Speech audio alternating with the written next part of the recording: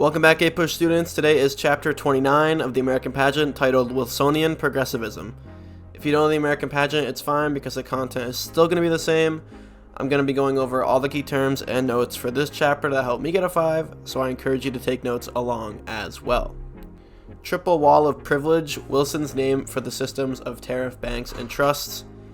It became the basis of one of Wilson's big plans, which was to attack privileged and protected systems. He tried to lower tariffs, limit power of banks, and eliminate exploitative trusts. So he carried on a lot of what Teddy Roosevelt was trying to do with trust busting. Wilson had this placed himself in this stance against the establishment, so going after positions of power, and he dubbed it obviously the Triple Wall of Privilege. Underwood Tariff, act passed that lowered tariffs. It symbolized the growing power of the presidency carried on by Wilson and showed that his plan was working. It was also a landmark piece of tax legislation because it passed the first income tax bill, which is still a staple for funding the government today. So the tax bill kind of positioned itself where Wilson lowered tariffs, which is a decrease in government funding, but then he put in the income tax to kind of bring that funding back. So he lowered tariffs but kept the government funding steady, which was an interesting play by Wilson. 16th Amendment gave the government the ability to tax income, which is like the biggest source of government funding now, except if you live in Florida.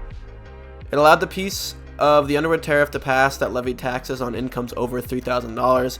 It made so much money for the government that it passed revenues from tariffs. So tariffs after the income tax became a huge thing. The importance of tariffs for the government was kind of diminished, so more anti-tariff kind of action could take place. Federal Reserve Act that gave government power over banking districts. It is considered one of the most important pieces of economic legislation. It gave the government power to control the issue of currency so it could be more efficiently handled in times of panic. The federal board gained the power to issue paper money, tying currency directly to the government and not private banks. So now that the federal government regulated the economy more, they could control it better, but it also was a massive increase in government power and kind of deprivatized a lot of the economy, which, depending on your views on the economy, you could either say it's good or bad. Clayton Antitrust Act, antitrust laws extending the previous Sherman Act. It extended the list of business practices that were deemed harmful and would qualify for government action against businesses, which helped to root out the source of monopolies more effectively. It also legalized striking and protected labor unions against antitrust action. So not only was this increasing government's entanglement in business, but it was uplifting laborers and the labor movement. So definitely a crackdown on business overall from this act and basically the whole Wilsonian progressive administration. Workingmen's Compensation Act that helped workers and restricted child labor. The act served as a good start for protecting workers who had become disabled, as well as the start of the process of eliminating child labor. It was an example of Wilson helping workers. Wilson definitely tied himself to the labor movement through many acts, definitely this one. Child labor sort of disappeared as an issue shortly after the early 1900s. Adamson Act that established an 8-hour workday. It set legal hours for trained employees, yet another example of getting the ball rolling on workers' issues, this time with set working hours. It also established overtime pay now that there was a legal work period of 8 hours. So with most of these issues, child labor, disabled workers, other workers' rights, they weren't solved completely by these acts, but it was starting to put more pressure by Congress passing laws and legislation aiming towards eventually achieving these certain labor movement goals. Jones Act made the Philippines a territory. It showed how Wilson was undoing the pro-imperialist policies of his predecessors, in this case by upgrading the Philippines to a territorial status, so they were no longer just subjects to the United States. Although it did not become independent according to the bill's clause for 36 years, symbolizing Wilson's racial prejudices. So this is a thing that kind of takes hold with a lot of historians' views of Wilson's presidency. He tried to do a lot of more liberal things, like in this instance, which is making the Philippines more independent, but a lot of his racial and other prejudices really shined through a lot of his action, so that's just something to think about. Tampico Incident, conflict between the United States and Mexico's new government. President Woodrow Wilson did not support the Mexican Revolution's new leader, Victoriano Huerta, which almost led to an armed conflict. Although nothing much happened, it was an important event of foreshadowing for negative US-Mexico relations. So not a good time for the United States and Mexico here. It's been a weird relationship for hundreds of years. But clearly here with the changing Mexican government, Woodrow and the rest of the US government was not a huge fan. Central powers, Germany, Austria-Hungary, Turkey, and Bulgaria. So here World War I starts to come in. Collectively, they were one of the two sides in World War I, all joining together due to chained alliances, and had some territorial disadvantages going into the war. So not that all of these sides loved each other or were on the same side, but they had chained alliances, so some were allied. They were allied with other countries, and they had kind of these mutual alliances, so that tied them together into the Central Powers. Allied powers, France, Britain, and Russia. Notice how the United States is not here. Collectively, they were the other side of World War I, again joined together due to chained alliances, and eventually were joined by the United States, because the United States came in later. They had advantages, but were often big, clumsy, and disorganized, a characteristic led by Russia. So they were a lot bigger, more powerful than the Central Powers, but because of geography and other reasons, them being most of these powerful nations obviously wanted to act for themselves, not for each other. They weren't as cohesive as maybe the Central Powers were. U-boats, new German submarines. They were able to avoid international law because submarines were new technology, which gave the Germans almost free rein to attack ships heading to supply their enemies. Eventually, these submarines would come back to bite Germany in the foot. So even though these are a great piece of technology for Germany, the way they used them in very controversial ways got a lot of people to hate them and got more people involved in the war, hint hint, the United States. So they eventually came back to not be very good for Germany. Lusitania, British passenger ship containing Americans. Here's the consequences of the U-boats. When the ship was sunk by a German submarine, it gave the United States a pretext for war when 128 of them died. After this event, the United States joined the Allied powers. So even though the United States wasn't a superpower by this time, them joining into a war was no small sort of event. This was huge for the Allied powers as a whole. Election of 1916, Woodrow Wilson defeated Charles Evans Hughes, so he's going on to a second term. Theodore Roosevelt decided not to run, ending the Progressive Party. The Midwest and West carried Wilson to victory, showing how the country had moved west. So the main constituencies that were now propelling the president to power was out west, which is kind of crazy to think about. It also showed that Wilson's borderline socialist policies were appealing to the poorer Western classes, and that an anti-war stance on World War I was popular.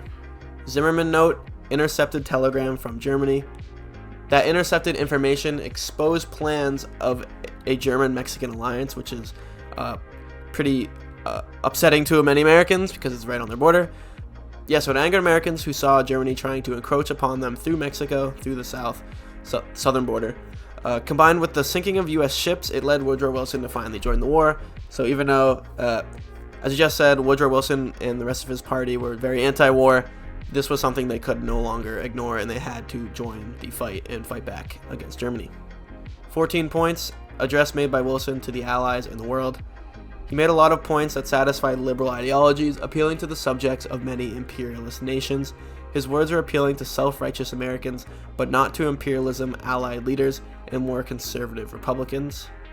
So a lot of more liberal foreign policy, I guess, viewed people.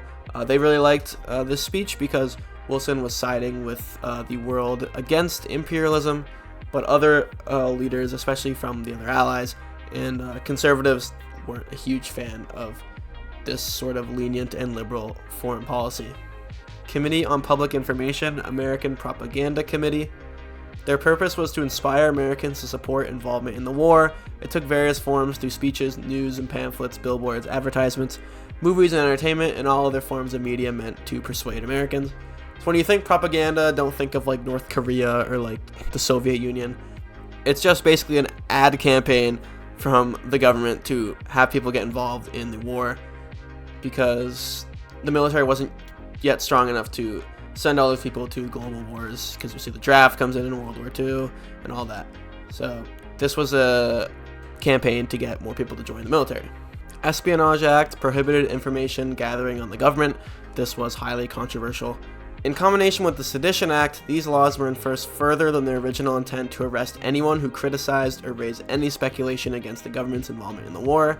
Germans, socialists, and other minorities were persecuted, often violating the First Amendment. This gave way to a very famous free speech case in the Supreme Court called Schenck v. U.S. You might hear about it in your APUSH class. Here it is. Schenck v. United States, decision that allowed the government to restrict harmful speech. The decision in this case validated the government's efforts to restrict criticism and oppress minorities related to the Central Powers. This isn't exactly the case, a little like AP Gov for you.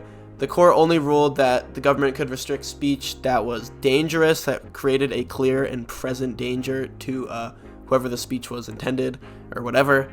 But the fact that it was sided with the United States, even though it was on kind of like a technicality, it did, I guess, validate the government's efforts to restrict the criticism. This case was part of the rather ugly period in the category of American civil liberties, especially in relation to freedom of speech. War Industries Board allowed the government to plan the economy during war. Using this board, the government could take a more organized approach on mobilizing the country's economy for war, both in the existing export economy but also in domestic production. The precedent this board set was giving the government power to take control of the economy during times of crisis. This will become a lot more apparent in the Great Depression and then in World War II. Industrial Workers of the World Anti-War Laborers Union. They engineered various strategies of industrial sabotage and other forms of striking after the government and employers had encroached on any union gains during wartime. Their largest strike in the steel industry ultimately failed and proved to be a setback for the labor union movement. So although the labor movement was making strides and mobilizing and organizing even more, they weren't able to achieve total success as symbolized by their very large strike failing. Great migration from south to north, mainly from African Americans escaping the racist South. It showed how wartime provided African Americans with opportunities in the workplace. A lot of them worked in wartime production factories, but the resulting race riots showed how little progress had been made with civil rights. So even though they escaped to the north, not only seeking jobs but just fleeing from the deep South racism, they still faced a lot of that in the north, to show that even though the Civil War is over and the North was kind of a symbol for progress, it wasn't exactly the case. 19th Amendment gave women the right to vote. The right to vote was largely due to the wartime opportunities capitalized on by women, which led to Wilson endorsing suffrage. It was an example of women's political victory during the war, but they made little headway on the economic front. A lot of women's arguments in the time was that they were helping so much on the home front in war that the least that they could get was getting the vote, so they were able to use their involvement in important wartime activities to gain the right to vote. Alice Paul, women's rights activist, she advocated and helped secure the signing and passage of the 19th Amendment. She was critical in designing the strategy to take advantage of the wartime moment to advocate for women's rights. American Expeditionary Forces, the army being sent to France on the Western Front. The army needed a highly controversial conscription bill to pass, which is just a draft, in order to gather enough manpower. The draft was highly effective in raising the army, but because of the existing crisis, many men were poorly trained. The crisis exacerbated when the army was dealing with segregation rules and also not enlisting women. So even though it doesn't seem very important, this army was sort of a symbol for the various civil progress problems that were affecting the country as a whole, and that came very much to light just in the problems with the army. League of Nations, world body consisting of the leading powers. The committee organized all of the nations' powers together, although not all of them agreed with each other, creating an interesting dynamic when it came to peace talks. The League of Nations was extremely controversial, especially in the United States. That will come to more of a light in just a moment. Irreconcilables, people in the United States government who did not want to be part of the League of Nations or the Treaty of Versailles. A lot of their arguments were rooted out of the fact that they didn't want the United States to become too closely tied with the rest of the world, especially when there's so much turmoil in Europe and in Asia, that the United States was kind of secluded off in the Western Hemisphere, and they didn't want to be tied to any of the problems. They led a powerful, though somewhat unsuccessful, resistance movement against the Treaty of Versailles, being supported by valid grievances coming from many groups on the basis of supporting Americans or their home country of other religion or other origin. Treaty of Versailles, proposed peace treaty for World War I, and admission of the U.S. to the League of Nations. Conflicting ideals, isolationism, traditionalism, and other political feuds combined with the growing distaste for foreign involvement after the sadness of the Great War all contributed to striking the treaty down. America failed on the world stage to put themselves at the forefront of peace and democracy because of internal issues, a bad look for the country. But, however, even though this is a bad look for the United States, this isn't really the worst decision if on behalf of America, because remaining more independent kind of allowed them to evolve into a global superpower by World War II and the Cold War. Election of 1920, Republican Warren G. Harding won the election. It spelled the end for the treaty, the League of Nations, and the high-rise presidential figurehead that Wilson created. So moving from a more liberal progressive administration now to a conservative Republican administration. The election ended American involvement with World War I consequences, which ultimately led to other failures, eventually leading to World War II. Because America was no longer involved with World War I recovering initiatives, Europe kind of slipped back into turmoil again, leading to World War II. And that's a wrap. Thanks for watching. I'll see you in the next chapter, and goodbye.